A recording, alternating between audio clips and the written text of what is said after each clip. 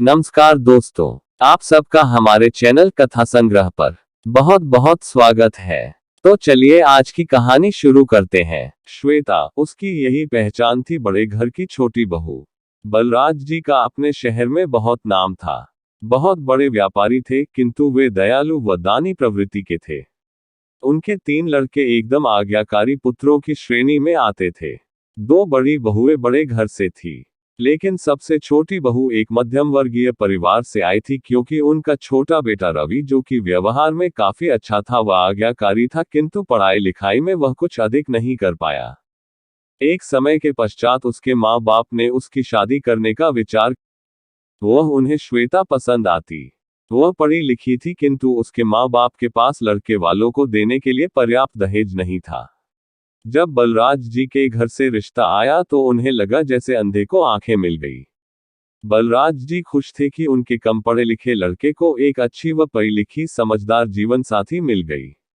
लेकिन श्वेता की दोनों जेठानियों को श्वेता फूटी आंख नहीं सुहाती। उनको तो लगता था जैसे एक मुफ्त की नौकरानी मिल गई है। श्वेता सब समझती थी, किंतु वह अपनी मजबूरियों की वजह से किसी से कुछ कह नहीं पाती थी। उसका पति उसे बहुत प्रेम व उसकी बहुत इज्जत करता था, बस इसी से श्वेता को काफी मनोबल मिलता था। अपने प्यार व कर्म निष्ठा से श्वेता ने अपनी सास का मन जीत लिया था, किंतु वह अपनी जेठानियों का मन नहीं जीत पाई थी। वह दोनों बस अपने मायके की धौंस जमाती रहती। श्वेता की सास श्वेता को छोटी बहू कहती तो उसकी जेठानियां चिढ़कर उसे बड़े घर की छोटी बहू कहती, और दोनों श्वेता के पीछे उसे छोटे घर की बोलती। एक दिन जैसे ही श्वेता की जेठानियों को पता चला कि उनके व्यापार में कुछ घाटा चल रहा है, उन्होंने अपने जेवर अपने मायके में रख दिए कि कहीं व्यापार के लिए उनके ससुर उनसे उनके जेवर ना मांग ले। उन्होंने अपने पतियों के भी कान भर दिए।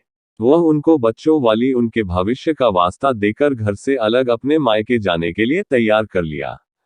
यह सब तैयारियां चुपचाप चल रही थी, किंतु एक दिन जब श्वेता को सब पता चला व्यापार के घाटे के बारे में, और फिर एक दिन जब घर के दोनों बड़े बेटे और बहू ने अपना सामान बांधकर अलग होकर जा रहे थे। पापा जी, हम जा रहे हैं, कम से कम हमारा खर्चा आप पर नहीं होगा तो आपका ही बोझ कम होगा।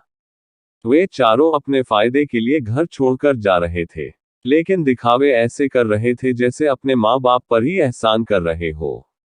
श्वेता की सास बड़ी मुश्किल से अपने आंसुओं को रोक पाई। तभी उसने देखा कि श्वेता अपने साथ कुछ सामान लेकर आ रही है। उसकी सास ने जा रहे हो पूछा कि तुम भी जा रहे हो। श्वेता ने कहा, नहीं मम्मी जी, यह मेरा परिवार है, इसे छोड़कर मैं कहाँ जाऊंगी। ये मेरे कुछ गहने हैं, ज्यादा नहीं, थोड़ी मदद तो हो ही जाएगी इनसे। बलराज जी बोले, माना हमारे व्यापार में घाटा चल रहा है, पर इतना भी नहीं कि हमें घर के गहने बेचने पड़े। चढ़ाकर बता दी है।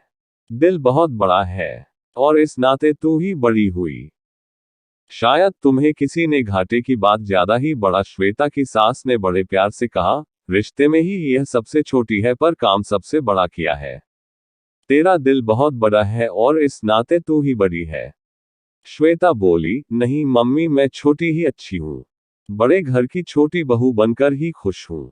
दोनों बड़ी बहुएं सब सुनकर बस चुपचाप खड़ी थी, क्योंकि आज रिश्ते में बड़ी होकर भी वह बहुत छोटी हो गई थी।